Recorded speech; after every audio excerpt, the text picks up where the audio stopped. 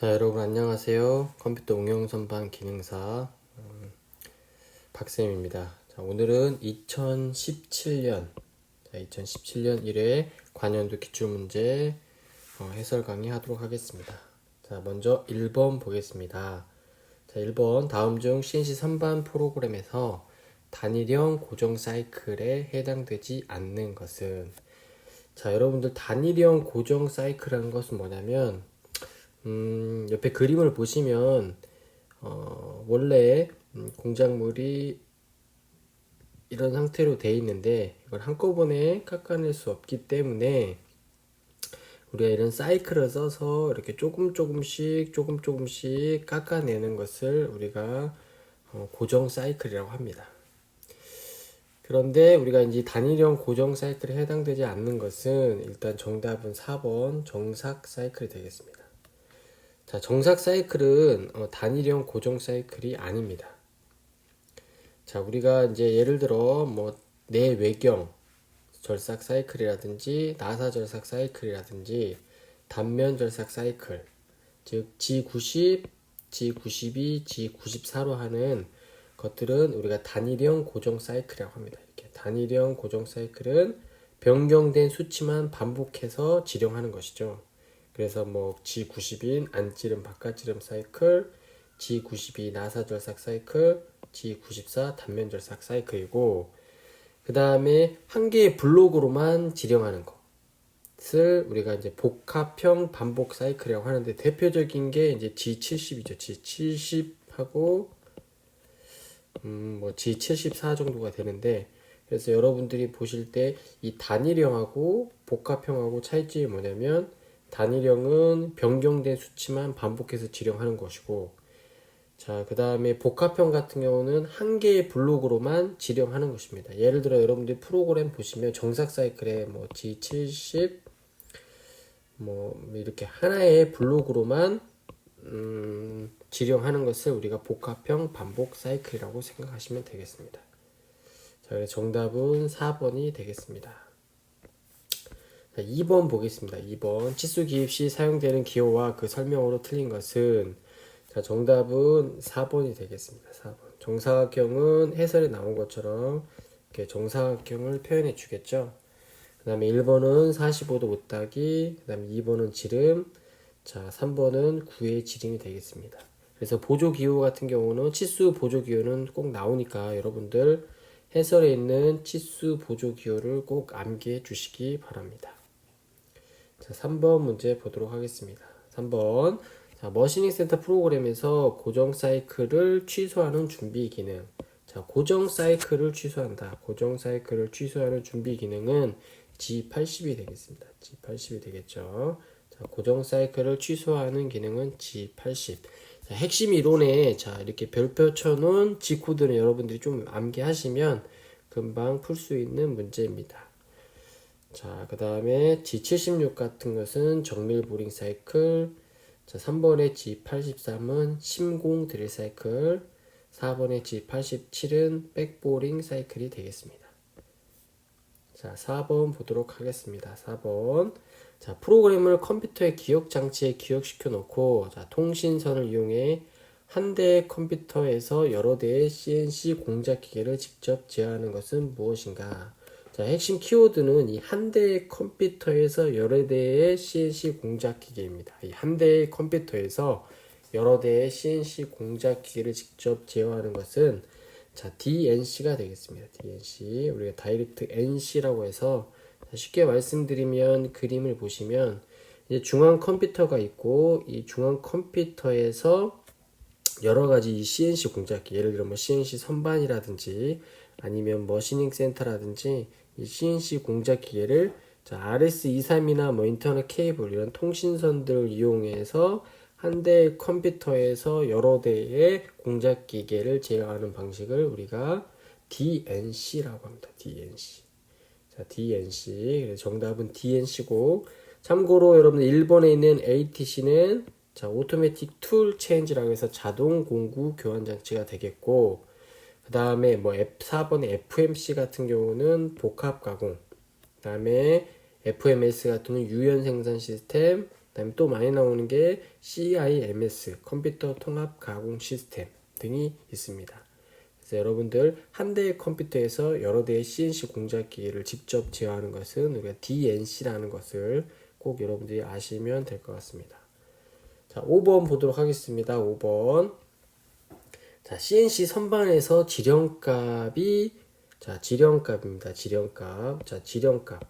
자, 선반에서 지령값이 58.0이 되겠습니다. 자, 프로그램하여 외경을 가공한 후, 자, 측정한 결과가 57점 측정값입니다. 측정값이 57.96이 되겠습니다. 자, 기존의 X축 보정량이 0.005 보정량. 자, 기존의 X축 보정량이 0.005라 할 때 보정값을 얼마로 수정해야 하는가?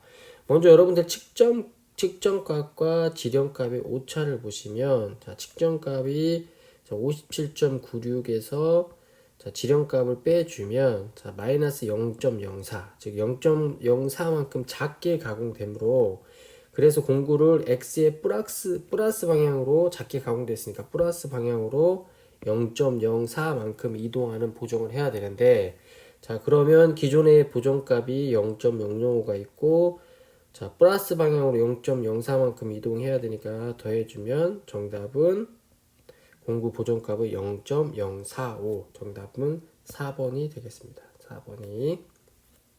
자, 6번 보도록 하겠습니다. 6번. 초경 공구와 비교한 세라믹 공구의 장점 중 옳지 않은 것은입니다. 옳지 않은 것은, 자, 세라믹 공구인데, 자, 우리가 이 세라믹 공구의 특징을 잘 살펴보시면, 이 세라믹은 초경보다 높은 온도에서 고온 경도가 높지만 가장 큰 단점이 뭐냐면 충격 강도가 낮습니다. 그래서 옳지 않은 거니까 4번에 보면 충격 강도가 높다라고 되어 있는데, 이 세라믹 공구는 취성, 잘 깨지는 성질이 있어서 충격이나 또한 진동에 약해서 충격 강도가 낮게 되어 있습니다. 낮게. 그래서 정답은 4번이 되겠고, 이런 세라믹의 합금의 특징은 이렇게 정리되어 있으니까 여러분들 한번 잘 암기하시면 될 것 같습니다. 자, 7번 보겠습니다. 7번. 자, CNC 프로그램에서 EOB입니다. EOB. 자, EOB의 뜻은 뭐냐면, 자, 먼저 우리가 CNC 프로그램이 어떻게 운영되는지를 먼저 보면, 자, 여기에 보면 지금 일단 이 G00, 즉 이 G00이 있는데, 이 G00에서 이 G는, 자, 어드레스가 되겠습니다. 어드레스. 자, 어드레스 우리 주소라고 하고, 그 다음에 여기가 00이 이제 수치가 되는데, 이 주소하고 수치를 더해서 이것을 우리가 워드, 단어라고 합니다. 단어. 자, 그러면 이 지금 이 G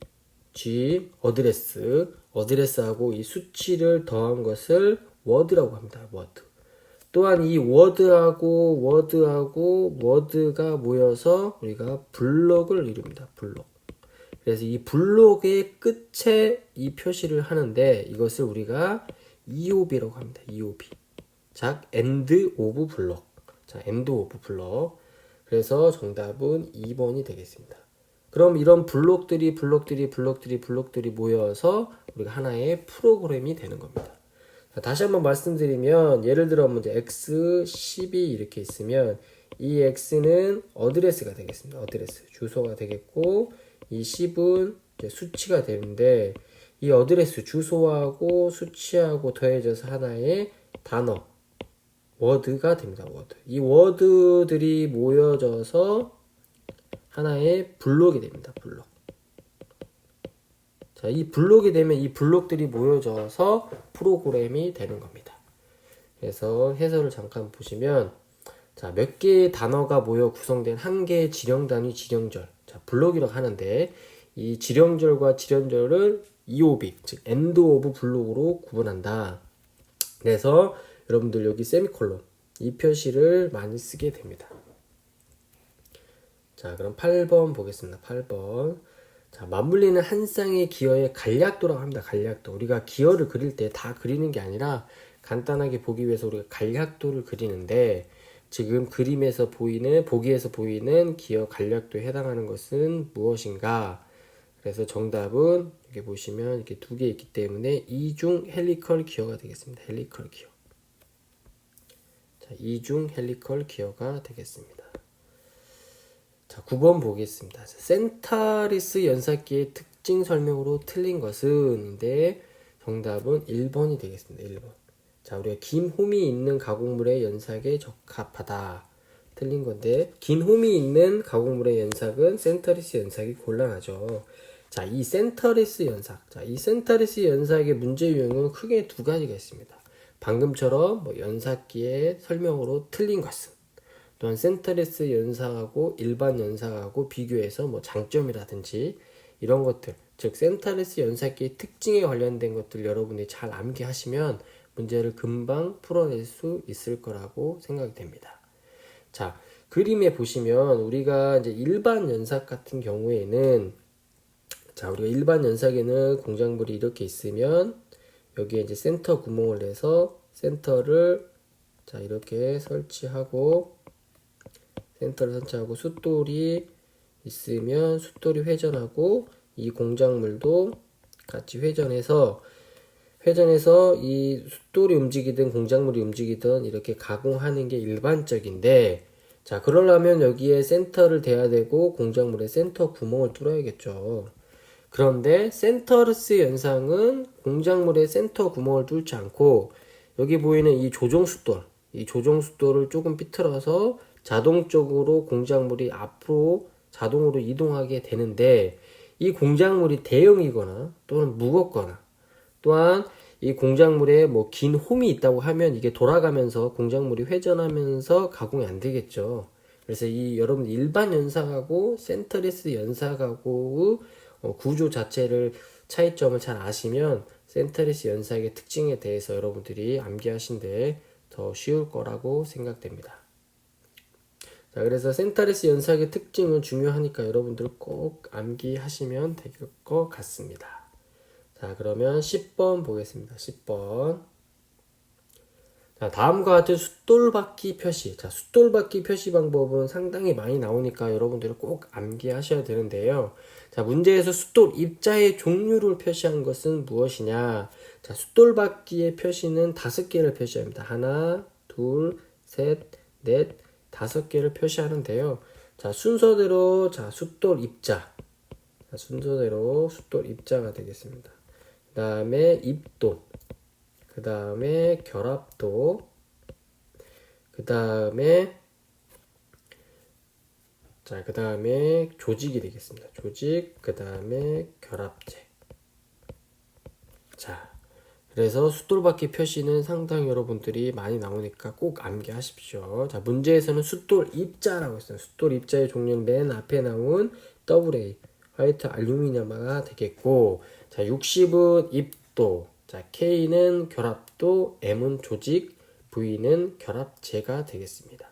나중에 이제 숫돌 입자에서 다 뭐냐면 이 V가 무엇을 나타내는지, 비트리 파이트인지 결합체의 종류에서 V가 무엇을 나타내는지 이런 것들이 또 나오는 문제가 있으니까 차근차근 뒤에서 한번 보도록 하겠습니다. 자, 11번 다음 CNC 선반 프로그램에서 N04 블록을 수행할 때 회전수, 자, 문제 회전수를 구하는 문제입니다. 회전수. 자, N04 블록을 먼저 보도록 하겠습니다. N04 블록인데 N04 블록을 수행할 때 회전수는 얼마인지를 보게 되시면, 먼저 N04를 보기 전에 N02 블록을 보시면, 자, N02 블록을 보시면, 자, N02 블록을 보시면, 자, N02 블록을 보시면 G96으로 되어 있습니다. 자, G96. 자, G96 같은 경우에는 G96은 절삭 속도 일정 제어입니다. 절삭 속도 우리가 일정 제어인데, 이 절삭 속도 뒤에 나오는 지금 S150이죠. 이 S150은 그러면 150m 민의 절삭 속도가 될 겁니다. 자, 그러면 이제 회전수를 구해야 되는데, 자, 먼저 여러분들 회전수 그 전에 V는 1000분의 우리가 파이 dn입니다. 여기서 n을 뽑아내면, 회전수를 뽑아내면 n은 파이 d분의 1000v가 되니까 자, 먼저 절삭 속도는 구해줬죠. 150m 민으로. 자, 그러면 D가 공작물의 지름인데 공작물의 지름은 N04 블록에 보면 G01 직선 가공으로 X 10만큼 같습니다. X 10만큼. 그러면 이건 10이 되겠죠. 그 다음에 V는 150이 되겠고. 자, 그러면 이쪽에 지금 공식이 있는데 한번 보게 되시면 자, 파이, 그 다음 지름 10mm, 그 다음에 1000에 150이 하면 4774.65. 그래서 회전수는 4775 RPM인데, 자, 9에서 나온 RPM이 4775 RPM인데, 자, 여기서 보시면, 먼저 G50, N01 블럭에 보시면, 자, N01 블럭을 다시 한번 보시면, 자, 그 N01 블록은 G50은 뭐냐? 자, G50은 두 가지 기능이 있습니다. 좌표계 설정과 또 하나 주축 최고 회전수를 설정하게 되어 있습니다. 자, 그러면 G50 뒤에 X200, Z160의 좌표계 설정하고 그 뒤에 나오는 S2000이니까 주축 최고 회전수는 2000 RPM이 됩니다. 그런데 계산한 회전수가 지금 4775 RPM인데 최고 회전수보다 높게 되니까 최고 회전수보다 높게 올라가지 않겠죠. 그래서 N04 블럭의 회전수는 2번, 이 최고 회전수인 2000 RPM이 되겠습니다. 11번에 여러분들 2번이 되겠습니다. 2번. 자, 그래서 여기 문제를 조금 여기 수정해 주십시오. 수정. 11번의 정답은 2번이 되겠습니다. 2번. 자, 그 다음에 12번 보도록 하겠습니다. 12번. 자, 다음 그림과 같이 물체의 구멍, 홈. 자, 물체의 구멍, 홈 등의 특정 부위만 모양을 도시하는 투상도는 자, 여러분들 이 투상도 많이 봤죠? 뭐 그림만 보고 이제 여러분들 맞출 수 있으니까 자, 이거는 바로 국부 투상도가 되겠습니다. 국부 투상도. 자, 정답은 그래서 2번이 되겠습니다. 국부 투상도. 자, 그 다음에 뭐 나머지도 보조 투상도, 회전 투상도, 부분 투상도도 여러분들 핵심 이론. 자, 핵심 이론에 보면 자, 핵심 이론에 자, 그림이 있으니까 그림으로 여러분들이 꼭 암기하시면 될 것 같습니다. 13번 풀겠습니다. 13번. 자, 홈 가공이나 드릴 가공할 때 일시적으로 공구를 정지시키는 기능, 휴지 기능의 CNC 용어를 무엇이라고 하는가? 자, 정답은 바로 드웰이 되겠죠. 드웰. 자, 드웰에 쓰는 G코드는 바로 G04가 되겠고, G04는 세 가지의 어드레스, 주소를 쓰게 되어 있습니다. X, U, P를 쓰게 되는데, P는 소수점을 찍을 수가 없겠죠. 그래서 보게 되면, 자, 이렇게 예를 들어 1.5초씩 정지한다고 하면 G04 X 1.5 아니면 G04 U 1.5 아니면 G04 P1500으로 됩니다. 그래서 여러분 문제에 보시면 이 P의 소수점을 찍었으면 무조건 틀리게 되어 있습니다. 그렇게 보시면 되고, 자, 그러면 이 P를 점을 안 찍고 왜 1500이 되냐면 우리가 이제 이렇게 암기하시면 돼요. 1.5가 있으면 자, 여기서 이 점이 한 번, 두 번, 세 번 간다고 생각하시면 됩니다. 예를 들어 2.2초씩 멈춘다고 하면 2.0이면 자, 이 점이 세 번 가니까 하나, 둘, 셋 해서 얘는 G04 P2000이 되겠습니다. 자, 그래서 또한 여러분들 보게 되시면 이 문제의 G0 휴지 기능, 드웰 기능에 관련된 문제에 보면 이렇게 정지 시간을 구하는 문제도 나오게 됩니다. 그러니까 여러분들 이 공식 스핀들 회전수 분의 60 곱하기 공회전수 해서 정지 시간을 구하는 문제도 나오니까 공식을 꼭 암기해 주시면 될 것 같습니다. 자, 14번 보겠습니다. 14번. 다음 중 축 중심의 직각 방향으로 하중이 작용하는 베어링을 말하는. 자, 축 중심에서 우리가 직각 방향입니다. 자, 축 중심에서 직각 방향이라는 건 뭐냐면 축이 이렇게 있겠죠. 자, 축이 이렇게 있으면 이제 중심선이 이렇게 있겠고, 자, 이 축에서 축 중심의 직각 방향이니까 이 축 중심의 직각 방향이면 이렇게 하중을 받는 베어링을 말하겠죠. 일단 정답은 우리가 레이디얼 베어링이 되겠습니다. 레이디얼 베어링이 되는데, 자, 그림을 한번 먼저 뒤에 보시면, 자, 그림을 보시면 우리가 작용 하중에 따라 베어링을 분류하는데, 먼저 레이디얼 베어링이 있겠습니다. 자, 레이디얼 베어링은 우리가 축이 이렇게 있을 때 축의 직각 방향으로 하중을 받겠죠. 축의 직각 방향으로 하중을 받게 되고, 자, 그 다음에 이제 스러스트 베어링. 스러스트 베어링은 축선과 이 축선과 같은 방향으로 지금 베어링 하중을 받겠죠. 이 축선과 같은 방향으로 베어링 하중을 받는 게 바로 스러스트 베어링이 되겠고, 자, 테이퍼 베어링. 이 테이퍼 베어링은 레이디얼 하중, 축선의 직각 방향과 스러스트 하중, 즉 축선의 동일한 방향에, 즉 축선과 같은 방향이 동시에 작용하는 것입니다. 여기 보면 지금 파란색으로 보면 여기 축선과 동일한 방향으로 하중이 작용하고 축의 직각 방향으로 하중이 작용하는, 동시에 작용하는 그것을 우리가 테이퍼 베어링이라고 하겠습니다. 그래서 작용 하중에 따른 베어링의 분류에 대해서 여러분들이 아시면 될 것 같습니다. 자, 15번. 자, 황동의 화학적 성질이 아닌 것은, 자, 화학적 성질입니다. 자, 황동의 화학적 성질은, 자, 탈아연 부식, 그 다음에 자연균열, 고온, 탈아연이 있습니다. 자, 인공균열은 황동의 화학적 균열이 아니죠. 네, 정답은 3번입니다. 자, 황동의 탈아연 부식은 황동 표면이나 또는 깊은 곳까지 탈아연 되는 현상이고, 자, 잔류 응력에 의한 균열은 그러니까 자연적인 생긴 자연균열이고, 높은 온도에서 증발에 의해서 표면에 아연이 탈출하는 것을 우리가 고온 탈아연이라고 하겠습니다. 자, 16번 보겠습니다. CNC 공작기에서 편집 모드, 에디터 모드에 대한 설명으로 틀린 것은, 자, 에디터 모드에 대해서 설명으로 틀린 건데, 자, 일단 4번을 보시면, 자, 4번을 보시면 프로그램을 실행하여 기계 가공을 한다.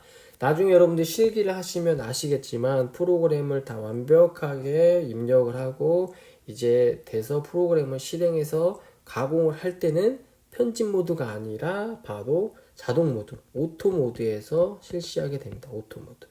자, 그럼 편집 모드에서는 뭘 하냐? 말 그대로 프로그램을 입력하거나 또한 프로그램 내용을 뭐 삽입하거나 수정하거나 삭제하거나 이런 편집에 관련된 거고, 또 메모리된 프로그램을 찾는다거나 아니면 워드를 찾을 수 있다거나 뭐 이런 것들을 우리가 프로그램 CNC 공작기계 에디트 모드, 편집 모드에서 하게 됩니다.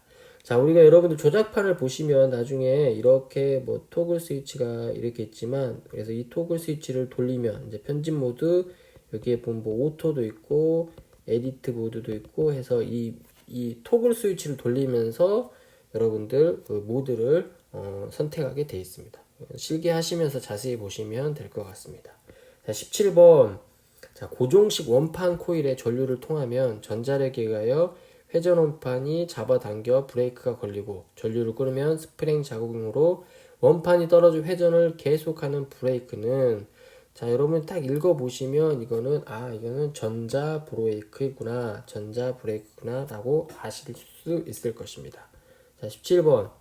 그래서 전자 브레이크는 두 장의 마찰 원판을 사용하여 두 원판의 탈착 조작이 전자력에 의해서 이루어지는데, 뭐 쭉 한번 읽어보시면 될 것 같고, 그 다음에 이제 뭐 밴드 브레이크나 우리가 블록 브레이크, 그 다음에 이런 것들을 보시면 될 것 같습니다. 18번 넘어가겠습니다. 다이얼 게이지의 일반적인 특징으로 틀린 것은, 자, 다이얼 게이지의 특징에 대해서 여러분들 많이 나오는데, 다이얼 게이지는 연속된 변유량의 측정이 가능합니다. 자, 다이얼 게이지는 연속된 측정이 가능합니다. 그래서 3번에 보시면 틀린 거니까 연속된 변유량 측정이 불가능하다. 그것은 틀린 거가 되겠죠. 그래서 다이얼 게이지는 뭐 소형이고 측정 범위가 넓고, 그 다음에 연속된 변이량 측정이 가능하고 많은 개수의 측정을 동시에 할 수 있고, 부속품에 따라 광범위하게 측정할 수 있다는 것이 다이얼 게이지의 큰 특징이 되겠습니다. 자, 19번 보겠습니다. 자, 줄 작업입니다. 줄. 자, 줄 작업을 할 때 주의할 사항으로 틀린 건데, 이건 여러분이 좀 암기하셔야 될 게, 우리가 보통 줄을 할 때 작업 순서가 있습니다. 작업 순서가 있는데, 그 작업 순서기 여러분 좀 암기하셔야 되는데, 작업 순서가 황목, 중목, 세목, 유목 순이 되겠습니다. 황목, 중목, 세목, 유목 순이 되겠습니다. 그래서 뭐 거친 거부터 안 거친 것까지 쭉 이렇게 가는데 이 줄 작업 순서인데 여러분들이 좀 이것은 암기하셔야지만 문제를 풀 수 있을 겁니다. 정답은 그래서 보통 줄의 사용 순서는 황목, 세목이 아니라 황목, 중목, 세목, 유목 순으로 한다 하는 것들을 기억하시면 될 것 같습니다. 자, 20번 보겠습니다. 20번. 자, 밀링 공작기계에서 스핀들의 회전 운동을 수직 왕복 운동으로 변환시켜주는 부속 장치는, 자, 좀 여러분들 밀링 공작기계 부속 장치 중에 보셔야 될 게, 자, 스핀들의 이 회전 운동. 자, 스핀들의 이 회전 운동을 무슨 운동이냐면 바로 수직 운동, 수직 왕복 운동으로 바꿔주는 장치는, 부속 장치는 바로 여기 회전 운동을 수직 왕복 운동으로 바꿔주는 부속 장치는 바로 슬로팅 장치가 되겠습니다. 슬로팅 장치, 슬로팅 장치가 됐습니다.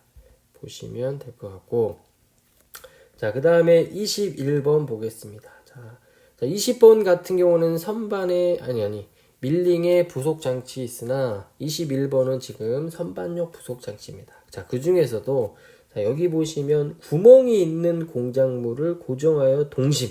자, 동심입니다. 구멍이 있는 공작물을 고정하여 동심으로 가공할 때 사용되는 선반의 부속 장치는, 자, 문제 상당히 많이 나오는데, 자, 그림을 보시면, 자, 공작물이 여기 있습니다.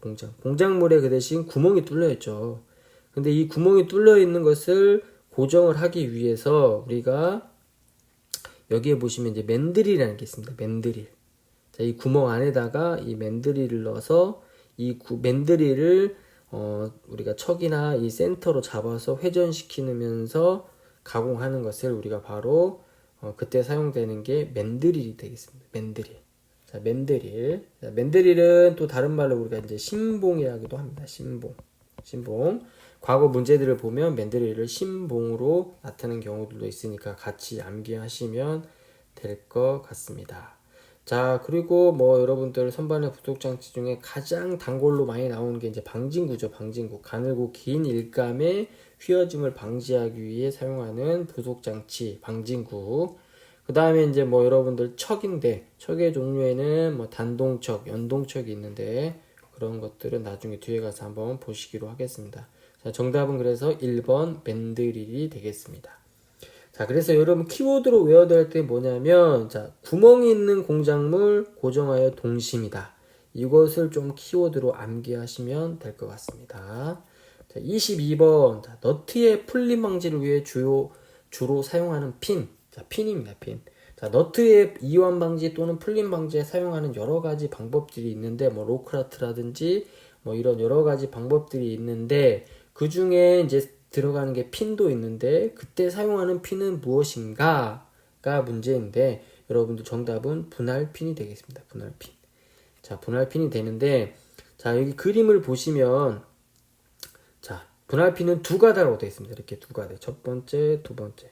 두 가닥으로 되어 있는데 자, 이쪽에 정면도에서 보시면 너트를 너트를 조이고 여기에 구멍이 뚫어진 너트에 이렇게 분할핀을 통과시켜 가지고 끝을 두 개로 이렇게 갈라 놓으면 이 너트가 풀리지 않겠죠. 이때 사용하는 것을 우리가 분할핀이라고 합니다. 분할핀. 자, 분할핀. 자, 분할핀은 한쪽 끝이 두 가닥으로 갈라진 핀입니다. 그걸 우리가 분할핀이라고 되어 있으니까 그것을 여러분들이 분할핀은 너트의 풀림 방지에 이용되는구나 라고 암기하시면 될 것 같습니다.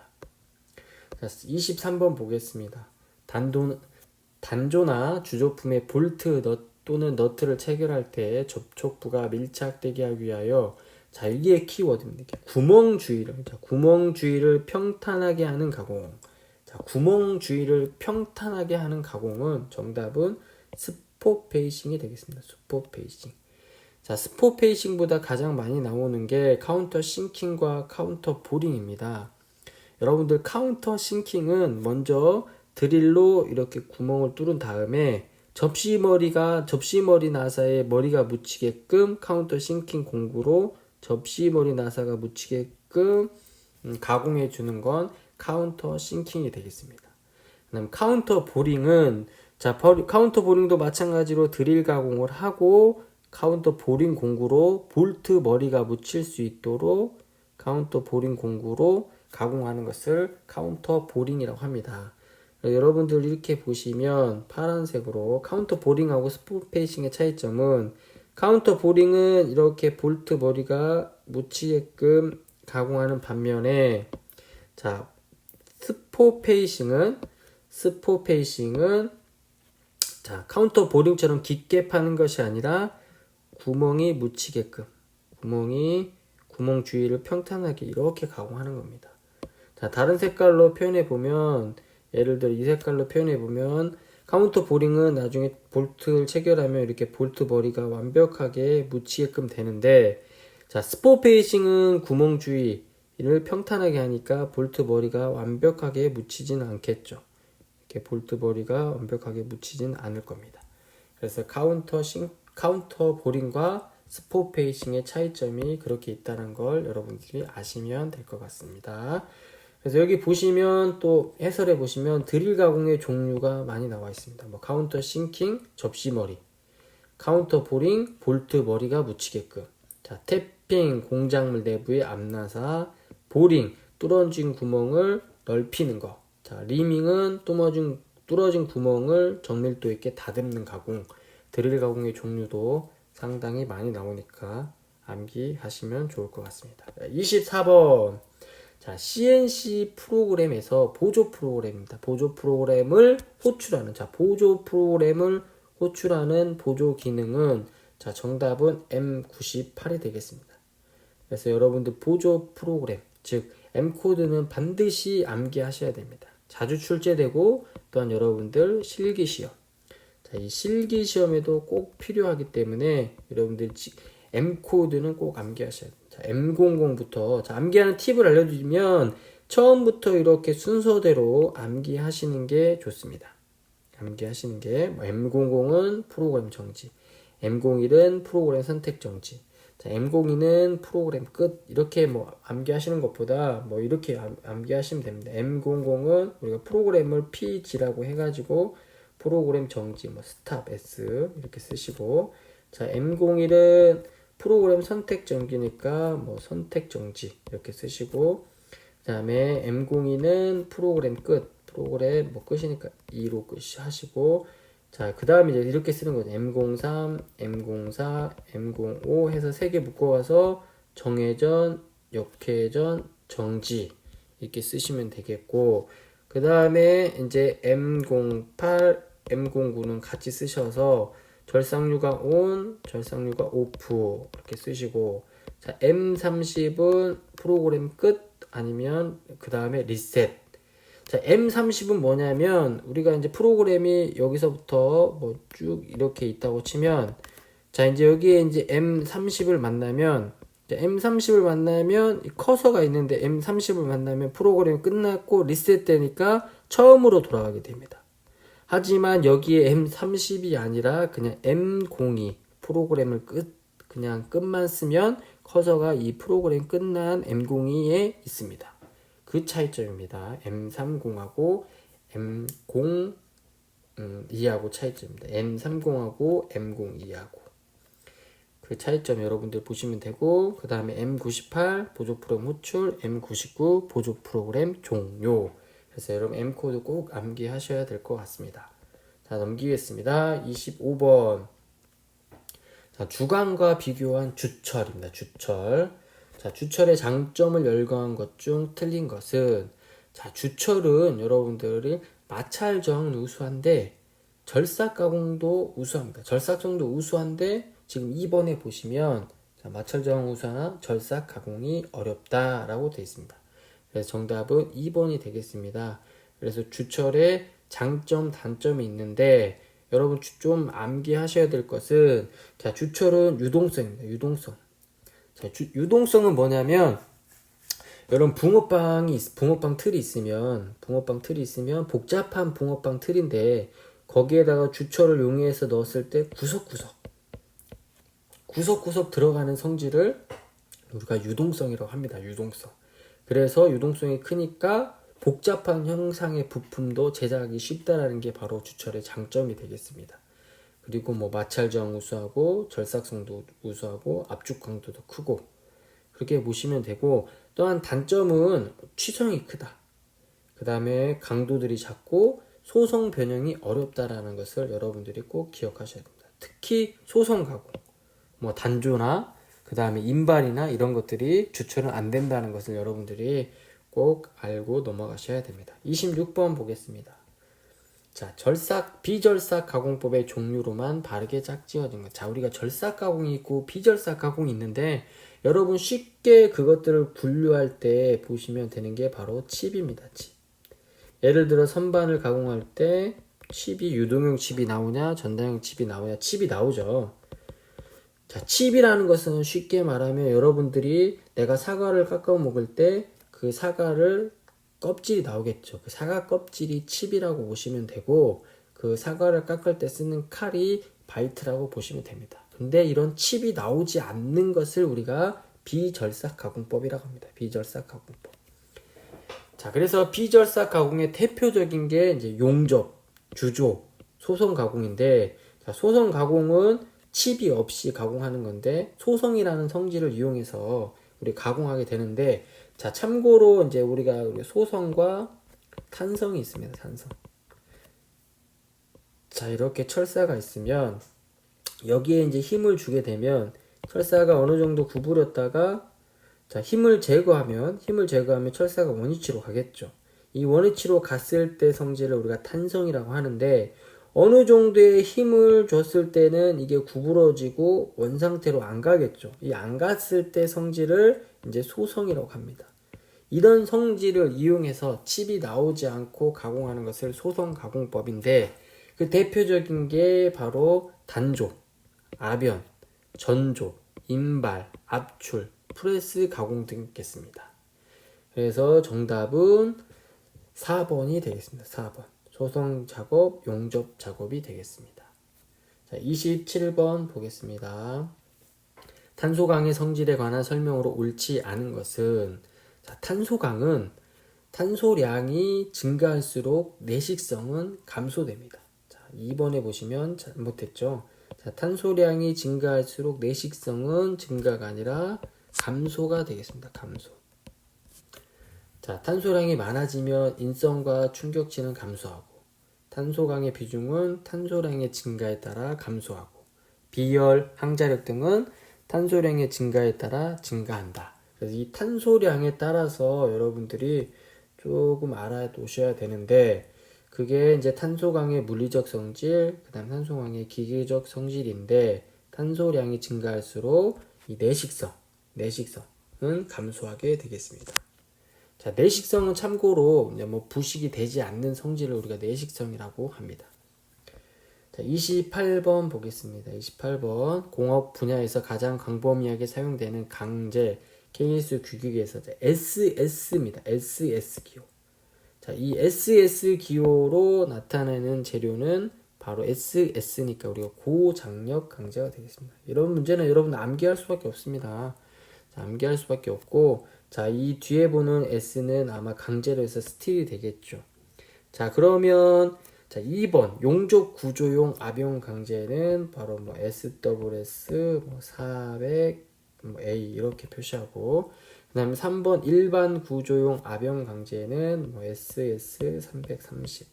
그 다음에 뭐 기계 구조용 탄소 강제는, 자, 여기 보시면 기계 구조용이니까 구조용, 자, M이 들어가겠고, 자, 10 탄소 강제니까 뒤에 C가 붙겠죠. 그래서 SS는 자, 고장력 강제가 되겠습니다. 이런 문제는 여러분들 암기하셔야지만 풀 수 있을 거라고 생각이 됩니다. 자, 29번입니다. 29번. 자, 밀링 머신에서 절삭 속도가 20m민입니다. 20m민. 자, 페이스 커터의 날수가 8개. 자, 직경이 120mm, 일날당 이송량이 0.2. 그래서 여러분들이 이렇게 일날당 이송량 이런 수치들이 나오면 테이블 이송 속도를 구하라는 문제구나 하면 여러분들 이 공식, 테이블 이송 속도 구하는 공식을 꼭 머릿속에 떠올려야 됩니다. 자, 테이블 이송 속도 F는 FZ 곱하기 Z 곱하기 N인데 FZ는 일날당 이송량, 그 다음에 Z는 커터의 날수, 그 다음에 N은 커터의 회전수가 되겠습니다. 자, 그러면 일날당 이송은 바로 문제에 보면 0.2mm가 되겠고, 자, 커터의 날수 Z는 8개가 되겠는데 아무리 눈 씻고 찾아봐도 지금 회전수는 없습니다. 회전수. 자, 회전수가 없죠. 자, 회전수가 없는데 그러면 회전수를 구하는 N은 파이 D분의 1000V가 되겠습니다. 자, 파이 D분의 1000V가 되니까 회전수를 구해야 되는데 그러면 절삭 속도는 문제에 주어졌죠. 그 다음에 공작물 지름, 이 절삭 속도하고 이 공작물 지름이 문제에 주어졌기 때문에 해설로 가보시면 자, 회전수 N은 파이 D분의 1000V. 그래서 파이 곱하기 직경이 120mm, 1000 곱하기 절삭 속도가 20m민이니까 이 공식을 이용해서 회전수를 구하면 53rpm이 되겠습니다.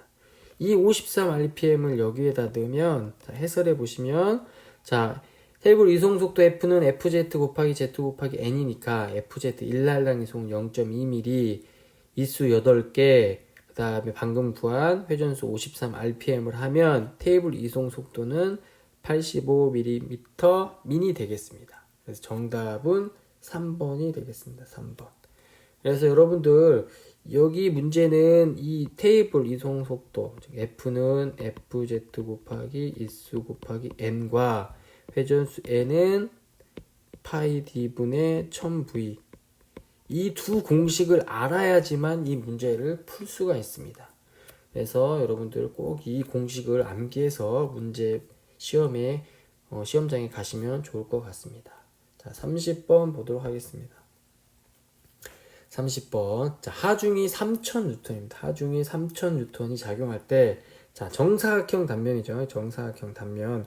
응력이 30N, N per cm의 재승이 발생했다면 정사각형 단면의 한 변의 길이는 몇 밀리미터인가? 자, 몇 밀리미터이죠. 일단은 여러분들 단위부터 보시면 응력의 단위는 30N cm가 되겠고, 우리가 한 변의 길이는 지금 cm를 물어본 게 아니라 밀리미터를 물어보니까 일단 cm로 구해서 밀리미터로 단위 변환을 해줘야 될 것 같습니다. 여러분들 가장 기본적인 공식인데, 자, 먼저 보게 되시면 우리가 응력을 구하는 거죠. 응력. 자, 응력은 여러분 단면적분의 힘. 자, 여기가 단면적이 되겠죠. 단면적분의 힘인데, 지금 우리가 응력은 주어졌고, 힘, 하중도 주어졌고, 자, 단면적이 안 주어졌는데, 단면적이 정사각형입니다. 정사각형. 자, 정사각형이죠. 자, 일단 그러면 A에 대해서 다시 공식을 풀었으면, 자, 이 A는 응력분의 F가 되는데, 자, F. 자, 해설에 나온 거하고 좀 이렇게 명칭을 통일하도록 하겠습니다. 명칭을 여러분들 해설에 나온 거하고 통일하자. 이 명칭을 F가 아니라 W로 하겠습니다. W로. 자, W로 하면, 자, 여기 해설에 보시면, 자, A는 응력을 W로 나누면, 자, 응력은 30N per cm의 재승이 됐고, 그 다음에 3000N이 되니까 단면적이 바로 100cm의 자승이 되겠습니다. 자, 그러면 여기 단면적, 지금 이 단면적을 구했는데, 이 단면적이 1000이 아닙니다. 100cm의 자승이니까 한 변의 길이는 10cm가 되겠죠. 10cm. 그래서 이 10cm를 밀리미터로 고치면 100mm가 되니까 정답은 3번이 되겠습니다. 그래서 여러분들 꼭 이거 응력은 단면적분의 하중이다. 이 공식을 꼭 암기하십니다. 뭐 이거 인장 능력도 마찬가지고 전달 능력도 단면적분의 더블이다라는 것을 꼭 여러분들이 암기하시면 될 것 같습니다.